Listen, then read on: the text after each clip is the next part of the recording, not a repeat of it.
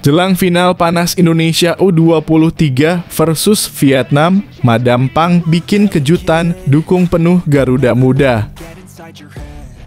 Level Eropa bikin panik, waspada penuh lawan timnas U23 Indonesia. Media Vietnam auto ketar-ketir dengan taktik gila Gerald Vandenberg.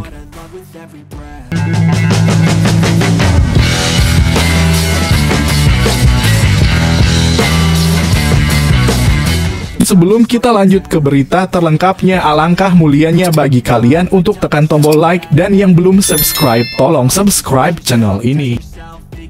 Jelang final panas Indonesia U23 versus Vietnam, Madam Pang bikin kejutan, dukung penuh Garuda Muda. Final ideal antara timnas Indonesia U23 dan Vietnam di ajang turnamen bergengsi kawasan Asia Tenggara kian mendekat. Namun, sorotan publik tak hanya tertuju pada kesiapan kedua tim, melainkan juga pada kejutan tak terduga yang datang dari sosok berpengaruh dalam sepak bola ASEAN, Madam Pang atau Nual Phan Lam Sam, Presiden Asosiasi Sepak Bola Thailand. Dalam pernyataan yang dirilis melalui media sosial dan dikutip oleh berbagai media regional, Madam Pang secara terbuka menyatakan dukungannya kepada timnas Indonesia U23 untuk mengalahkan Vietnam di partai puncak. Keputusan ini sontak menjadi perbincangan hangat mengingat latar belakangnya sebagai tokoh sentral di sepak bola Thailand yang selama ini dikenal sebagai rival kuat Indonesia. Timnas Indonesia U23 telah menunjukkan perkembangan yang luar biasa, baik dalam hal permainan maupun karakter tim. Mereka pantas untuk menang dan saya berharap mereka dapat meraih trofi, ujar Madam Pang dalam keterangannya. Pernyataan ini dianggap mengejutkan oleh banyak pihak. Pasalnya, tidak sedikit yang menganggap bahwa dukungan tersebut adalah bentuk sindiran halus kepada Vietnam yang dalam beberapa tahun terakhir dianggap terlalu dominan dalam turnamen kelompok usia muda di Asia Tenggara.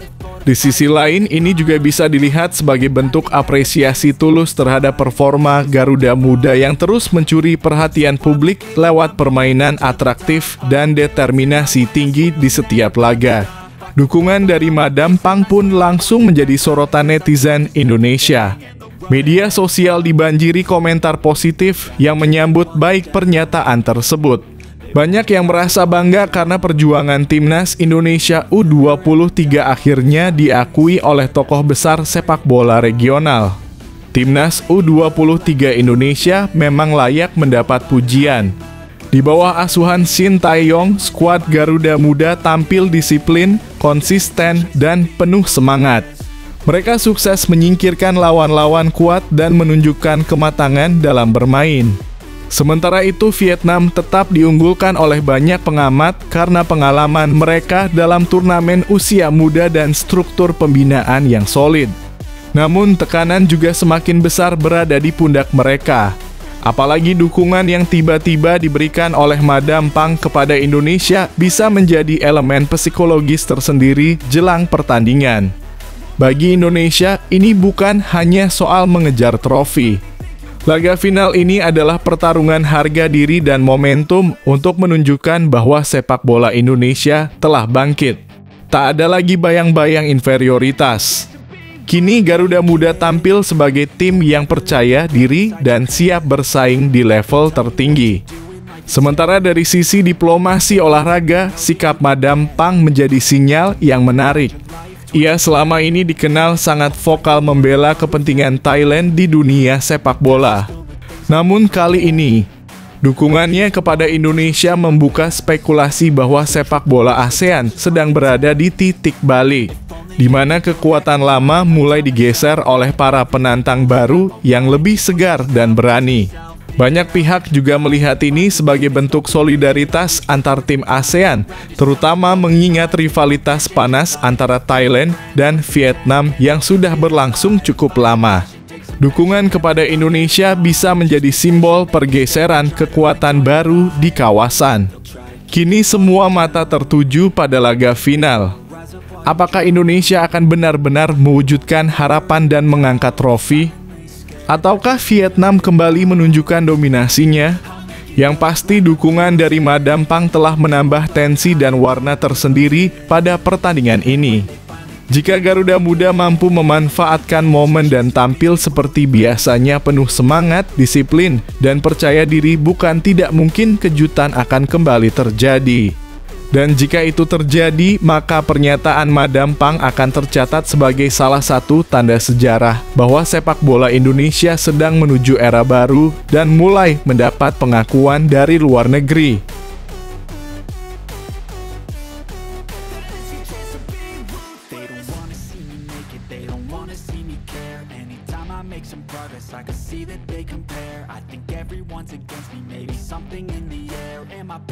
I swear a void is forming and they're scared I walk a straight path, not many can say that. I like to play fast, cross me and there's payback. You better pray that I don't see your face at any place that I go. I know you hate that. I've been doing fine, I'm not wasting any more time. Level Eropa bikin panik.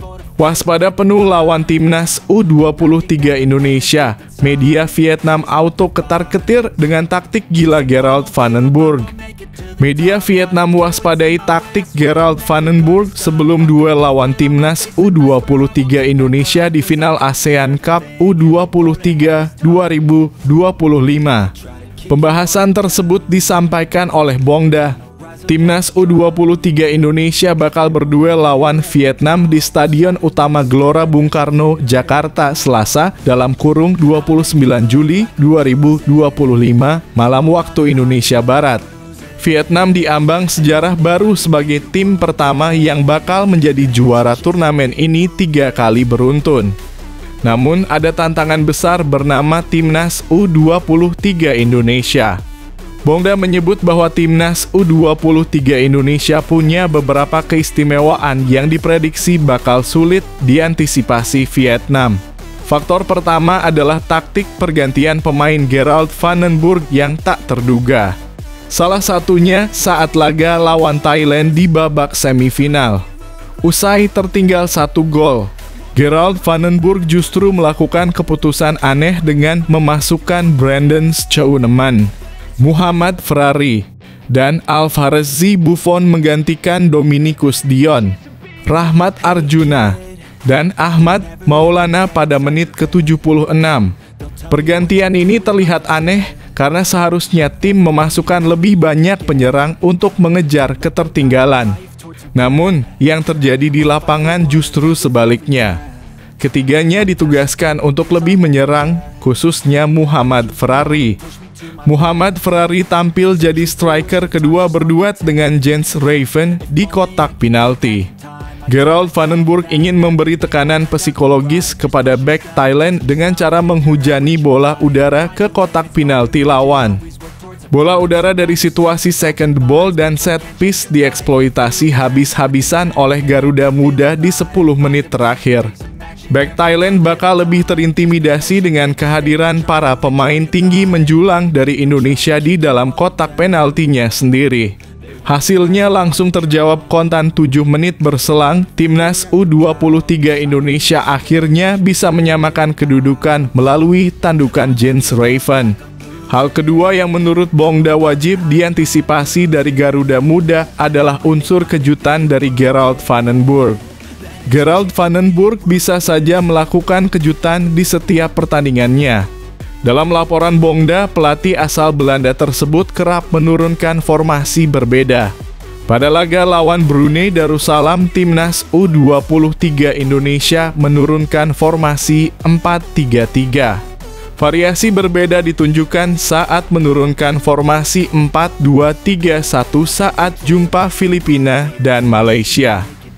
Saat jumpa Thailand, Garuda Muda turun dengan formasi 3-5-2 dan bisa menjawab strategi yang diinginkan sang pelatih. Selain itu, mentalitas mereka patut diwaspadai oleh skuad Vietnam.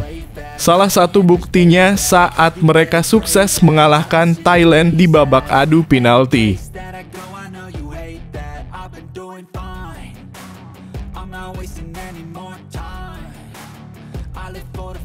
And the climb, and I think that the pain that's deep inside is what defines So I won't give up, I'm gonna make it to the top. I don't care what's in my way, I swear I'm never gonna stop. I could fall flat on my face and I swear I will get back up. Cause I don't deserve a thing and the road ahead is tough. They'll try to kick you while you're down. They wanna rise up while you drown. They wanna fill your head with doubt. They're silently scared that you'll figure it out. I'll make it look like I'm losing. Won't bother hiding my bruises. And when they finally think you're wounded, then it's your chance to be ruthless.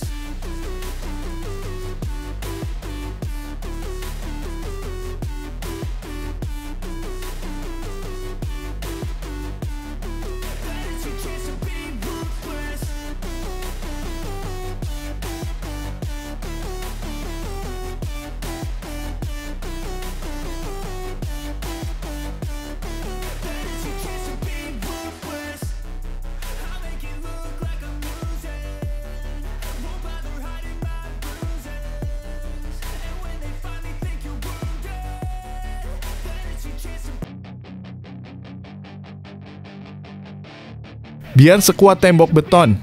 Inilah alasan mengapa Arsenal wajib mendatangkan Unai Simon dari Athletic Bilbao. Arsenal tengah mencari penjaga gawang kelas dunia untuk memperkokoh lini belakang musim depan dan Unai Simon jadi kandidat utama. Kiper Athletic Bilbao dan andalan Spanyol ini menunjukkan performa impresif yang sangat dibutuhkan The Gunners.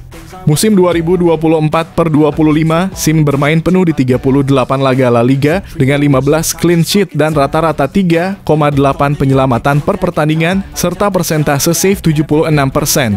Selain jagoan penyelamatan, distribusinya juga luar biasa. Umpan pendek akurat 92%, umpan panjang 68% sempurna untuk gaya build up Arsenal. Sim unggul di duel udara, rata-rata menang 3,4 per laga dan memiliki mental juara dengan pengalaman internasional di Piala Dunia dan Euro. Dengan nilai pasar sekitar 35 juta, ia investasi yang sangat masuk akal untuk masa depan. Menurut kamu, apakah Unai Simon pantas jadi benteng kokoh baru Arsenal? Tulis pendapatmu di kolom komentar yuk.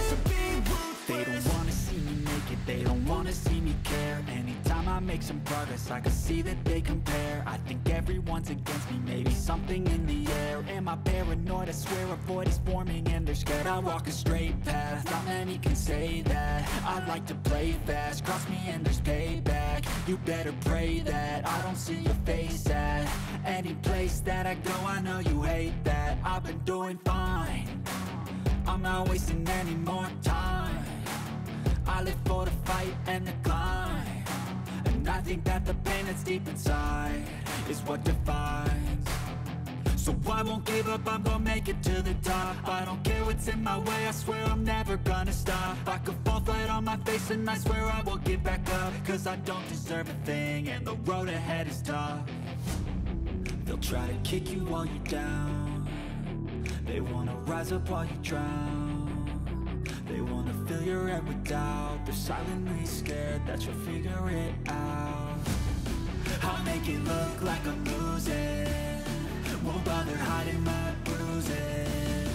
And when they finally think you're wounded, then it's your chance to be ruthless. Resmi, Marcus Rashford gabung Barcelona dari Manchester United, pinjaman dengan opsi beli 30 juta. Barcelona akhirnya mengumumkan kedatangan Marcus Rashford sebagai rekrutan anyar untuk musim 2025/26. Penyerang asal Inggris berusia 27 tahun ini bergabung dari Manchester United dengan status pinjaman satu musim disertai opsi pembelian permanen senilai 30 juta. Kabar ini sontak jadi sorotan besar, terutama karena Rashford sudah lama mengungkapkan keinginannya bermain di Camp Nou. Rashford akan mengenakan nomor punggung 14, angka ikonik yang pernah dipakai oleh legenda seperti Johan Cruyff dan Thierry Henry. Barcelona menyatakan bahwa kesepakatan telah rampung sepenuhnya dan opsi pembelian dapat diaktifkan di akhir musim jika performanya memuaskan. Dengan kecepatan dribble tajam dan fleksibilitas posisi di lini serang, Rashford diyakini akan menjadi bagian penting dalam skema Hansi Flick untuk membangun kembali kekuatan bara. Bagaimana menurut kalian, apakah Rashford bisa bersinar di La Liga dan menjadi bagian penting dari kebangkitan Barcelona? Tulis pendapatmu di kolom komentar. Everything will end up alright. Just push yourself, test yourself, figure out what you like, and find your limits, don't be rigid, always work towards a prime. Surround yourself with open minds, people can change your life. A few friends with intent can help you feel alive. Find a passion, take some action, and with a little time, just be patient, make a statement, try to enjoy your life. They'll try to kick you while you're down, they wanna rise up while you drown. They wanna fill your head with doubt, they're silently scared that you'll figure it out. I'll make it look like I'm losing, won't bother hiding my bruises.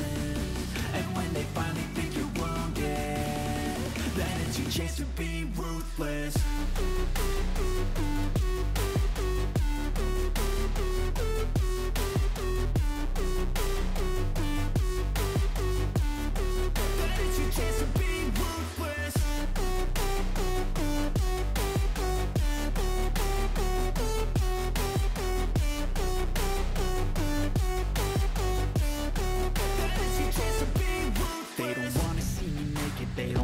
Chelsea dan Jorrel Hato sepakati transfer, tinggal negosiasi dengan Ajax.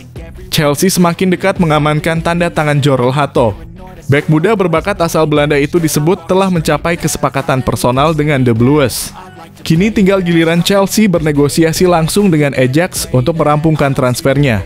Menurut laporan Sky Sports, diskusi antara Hato dan Chelsea terjadi pada Rabu (23/7) dan berjalan positif. Pemain 19 tahun itu bahkan sudah memberitahu Ajax bahwa dirinya ingin pindah ke Stamford Bridge. Chelsea siap mengajukan tawaran 50 juta meski Ajax dikabarkan menginginkan harga 60 juta. Hato kelahiran 7 Maret 2006 sudah 3 musim memperkuat tim utama Ajax dan menjadi pemain kunci di lini belakang. Musim lalu ia dinobatkan sebagai pemain muda terbaik Eredivisie. Ia juga telah mengoleksi 6 caps bersama timnas senior Belanda sejak 2023. Kehadiran Hato akan menambah kedalaman skuad Chelsea, terutama di sektor bek kiri, bersaing dengan Marc Cucurella. Tak hanya itu, Chelsea juga dikabarkan membidik Xavi Simons dari RB Leipzig. Dengan banyaknya rekrutan muda seperti Estevao, Kendry Páez, dan Liam Delap, proyek regenerasi Chelsea tampak serius. Menurut kalian, apakah Jorrel Hato pantas jadi tulang punggung baru di lini belakang The Blues? Yuk, tulis opinimu!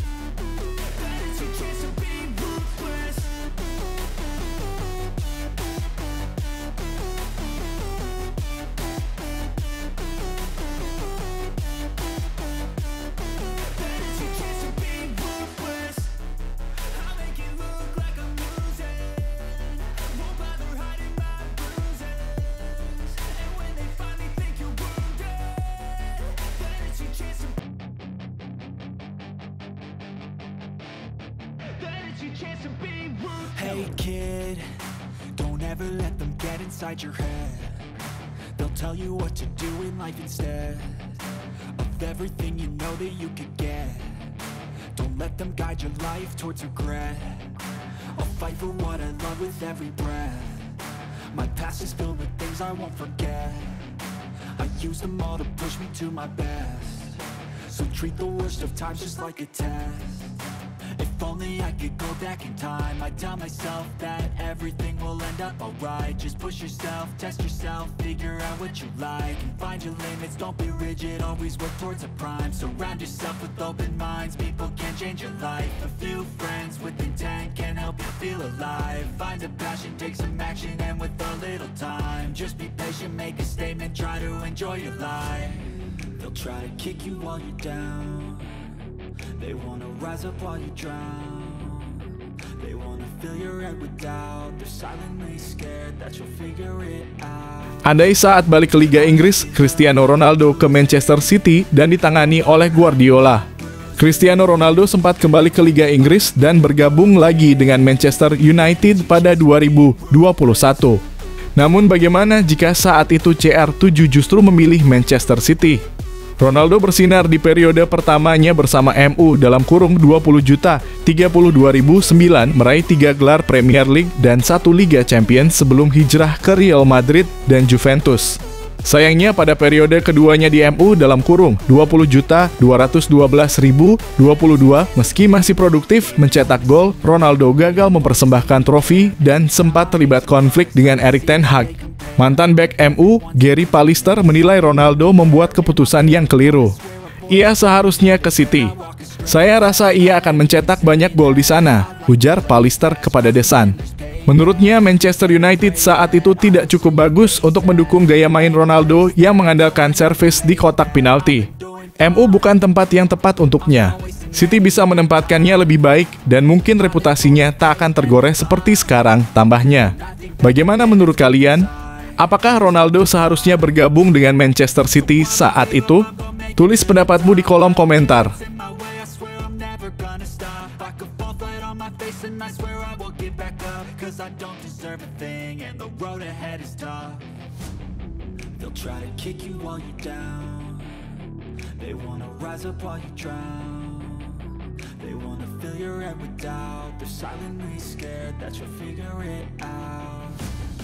I'll make it look like I'm losing. Won't bother hiding my bruises. And when they finally think you're wounded, then it's your chance to be ruthless.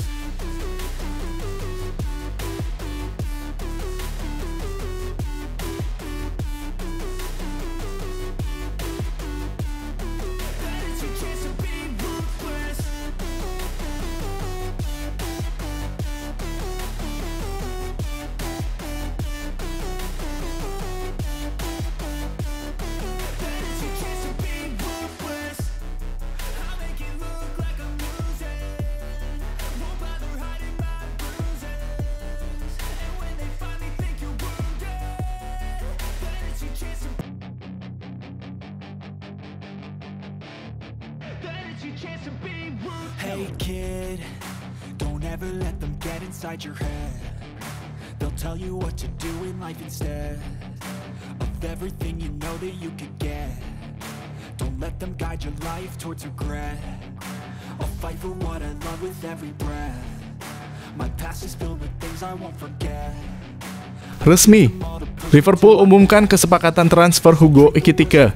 Liverpool akhirnya resmi mengumumkan kesepakatan transfer Hugo Ekitike dari Eintracht Frankfurt. Penyerang muda asal Prancis itu selangkah lagi akan bergabung bersama skuad The Reds untuk musim 2025/26. Pengumuman dilakukan pada Kamis dalam kurung 24 Juli 2025, dini hari waktu Indonesia Barat.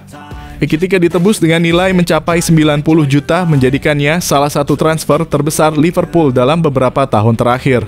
Saat ini ia tinggal merampungkan proses administrasi sebelum menyusul tim dalam tur pramusim di Asia. Awalnya Liverpool mengincar Alexander Isak, namun gagal meyakinkan Newcastle. Fokus pun beralih ke Ekitike dan hasilnya deal tercapai. Musim lalu Ekitike tampil gemilang bersama Frankfurt dengan 22 gol dan 12 assist dari 48 laga, membuatnya jadi buruan klub-klub top seperti Arsenal, Chelsea, dan Manchester United. Kehadiran Ekitike tentu memunculkan tanda tanya soal masa depan Darwin Núñez yang sempat dikabarkan bakal dilepas namun kini disebut akan dipertahankan oleh Arne Slot. Apakah Hugo Ekitike akan jadi ujung tombak baru Liverpool? Dan bagaimana nasib Darwin Núñez setelah ini? Yuk, tulis pendapatmu di kolom komentar.